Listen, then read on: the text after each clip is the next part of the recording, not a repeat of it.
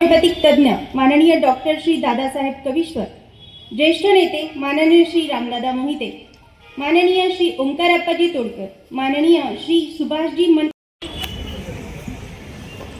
कृतज्ञता त्या प्रत्येक कार्यकर्त्यासाठी ज्यांनी अहोरात्र परत या निवडणुकीमध्ये अहोरात्र प्रयत्न केले, लोकांचा विश्वास संपादन केला। त्याचप्रमाणे सगळ्यात मुख्य म्हणजे कृतज्ञता सर्व खामगावातील सर्व नागरिकांप्रती की ज्यांनी माझ्यावर आणि माझ्या सहकारी नगरसेवक नगरसेविकांवर विश्वास दाखवला आणि आम्हाला एवढ्या मताधिक्याने निवडून दिले की आपल्याला 2/3 पेक्षा जास्त बहुमत प्राप्त झाले आहे। आदरणीय भाऊसाहेबांनी प्रदेशाध्यक्ष असताना 100% भाजपा असं स्वप्न पाहिलं होतं। आज मला खामगाव शहरामध्ये ते स्वप्न साकार होताना दिसून येत आहे। आपल्या सगळ्यांनाच माहिती आहे की ही नगर परिषदेची निवडणूक 9 वर्षानंतर झालेली आहे। 4 वर्षांपासून खामगाव शहराच्या नगर परिषदेवरती प्रशासकांचं नियंत्रण होतं। अर्थातच त्यांनी कारभार खूप चांगल्या प्रकारे सांभाळला, पण आता प्रशासकांच्याच बरोबरीने त्यांना सोबत म्हणून 30 लोकांची दमदार टीम तयार झाली आहे। त्यामुळे लोकांच्या समस्यांवर जातीने लक्ष घालणं सोपं होईल। मी तुम्हा सर्वांना इथे एक आश्वासन देऊ इच्छिते की आम्ही सगळे, मी आणि माझे सगळे सहकारी नगरसेवक, सत्तेचा नसून तर सेवेचा भाव आमच्या मनामध्ये ठेवून सगळी कामं करू।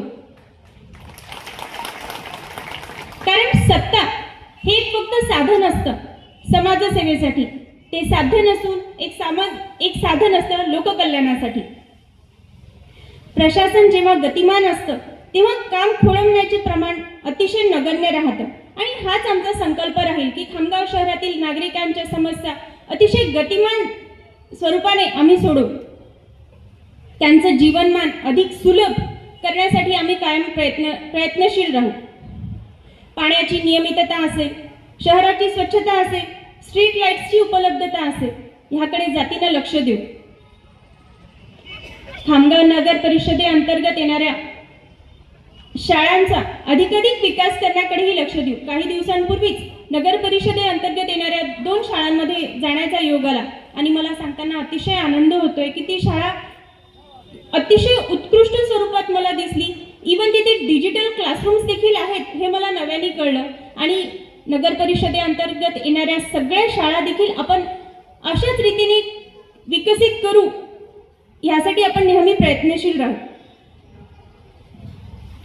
मी इथे आवर्जून सांगू इच्छिते की हे सगळं करत असताना खामगाव शहरातील नागरिकांचं सहकार्य देखील मला लागणार आहे।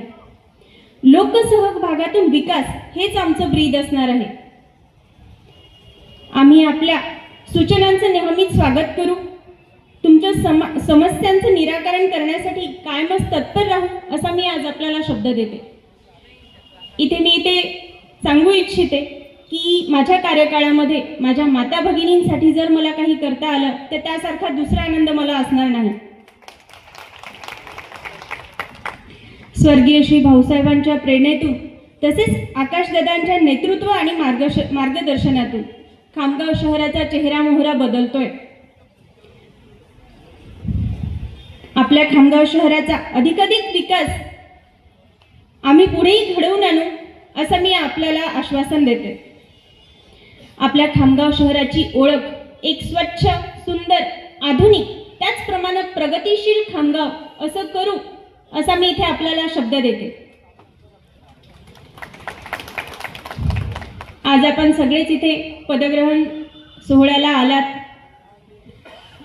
त्यासाठी मी सगळेच खामगाव शहराचे नागरिक, कार्यकर्ते, पदाधिकारी, प्रशासकीय अधिकारी यांचे जाहीर आभार मानते आणि इथेच थांबते। धन्यवाद।